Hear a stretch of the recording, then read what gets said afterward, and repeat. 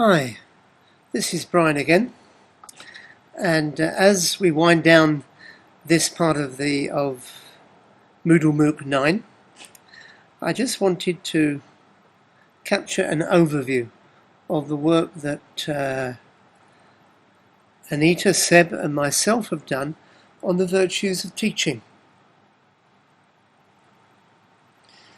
And so we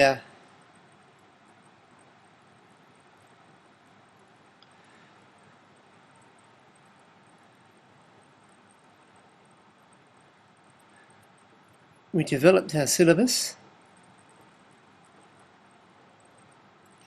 and we each added our part, with Anita giving the overview,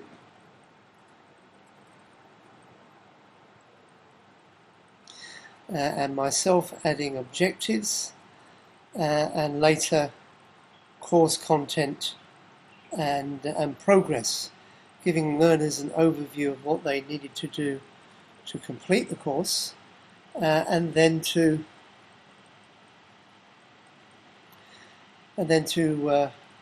get their badge.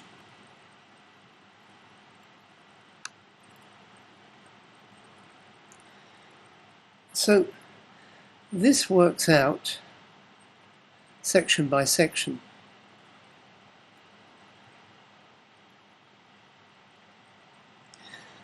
At the heart of the program, we had the teacher's toolbox, which had various resources on the role of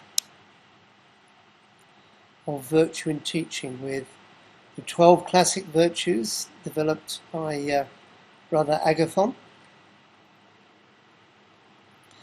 and then some modern contributions from Stephen Brookfield, and also from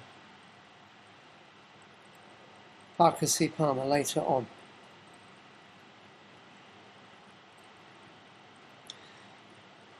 And so we developed a glossary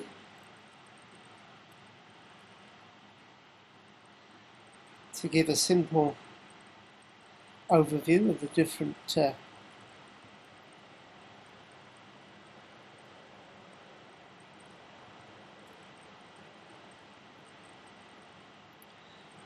concepts. And so I click, and so authenticity, credibility, generosity, gentleness, gravity, humility, and so forth.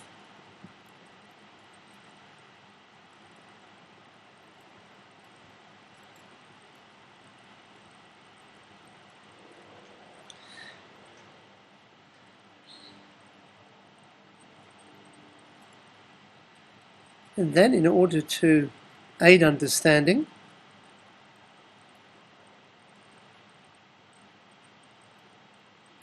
we included some games such as crossword. And in week 1, we had further exercises that built understanding in terms of listing the virtues of teaching, and then some general discussion and self-assessment.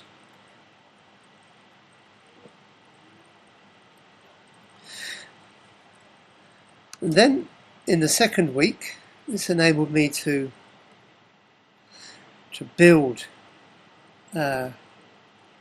once we have an understanding, then there can be reflection on what we understand.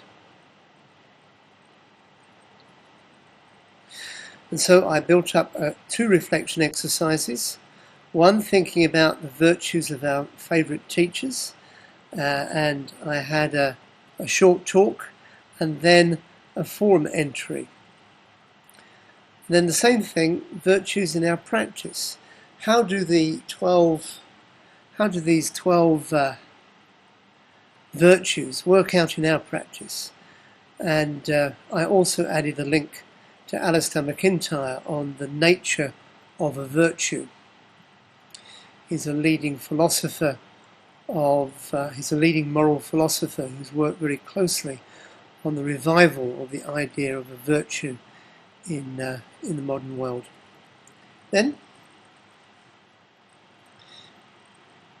in the third week, we thought about applying virtues.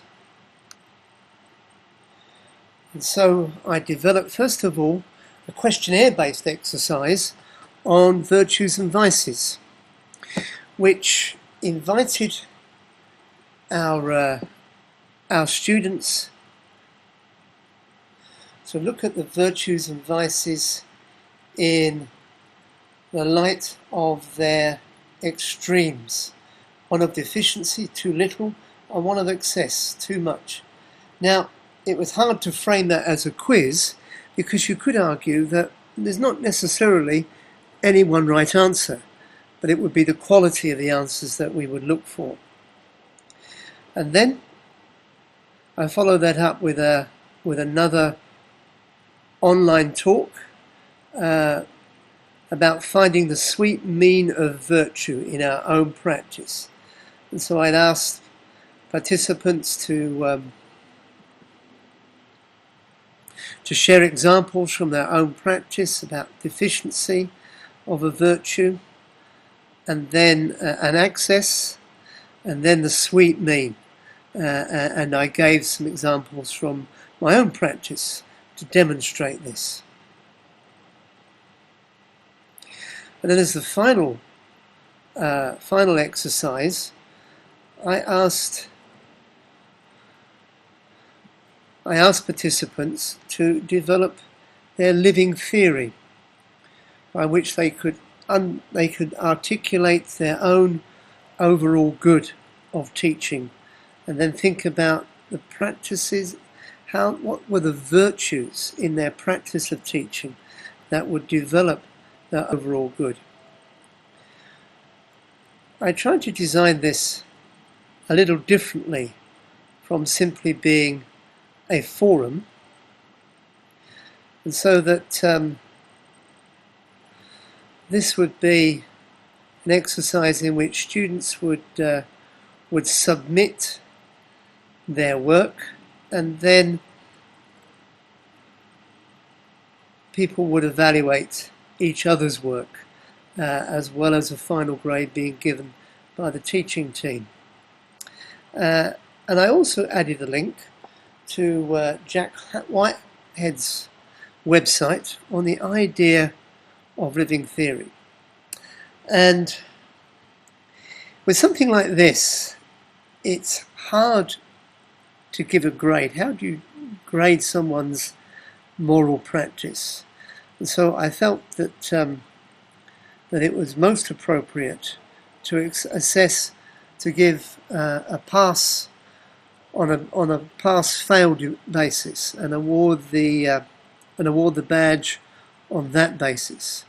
And passing would be that you're actually able to engage in this moral discussion in a way that demonstrates that you're changing and developing your own practice. And that's part of the reason why these things needed to be done through group assessment, because any one individual's assessment would be terribly subjective.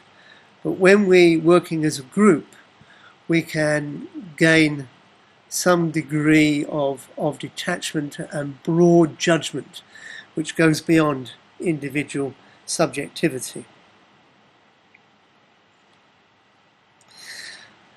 And so I must say that this has been a most rewarding learning experience, and I would like to thank first of all my two colleagues, Anita, who came with the idea, and Seb, who supported it, and then being able to giving the platform for further development. And I must confess that the idea of the 12 virtues of teaching were new to me, and I hope to do some more scholarly research to find out more about them. But finally, my greatest word of thanks goes to Dr. Nellie Deutsch, who set this up out of her generosity and in order to try and promote the practice of teaching. And I think there's a virtue of generosity there. However, it was a tough course, and so I think we see that Dr. Nellie hit the sweet mean of virtue in the way that she set this up. That although the course was free, there had to be serious effort in completing it, and with that effort comes learning, for which I sincerely thank Dr. Nellie. Thank you very much indeed. And goodbye, and I hope to meet some of us again on the next stage of this course.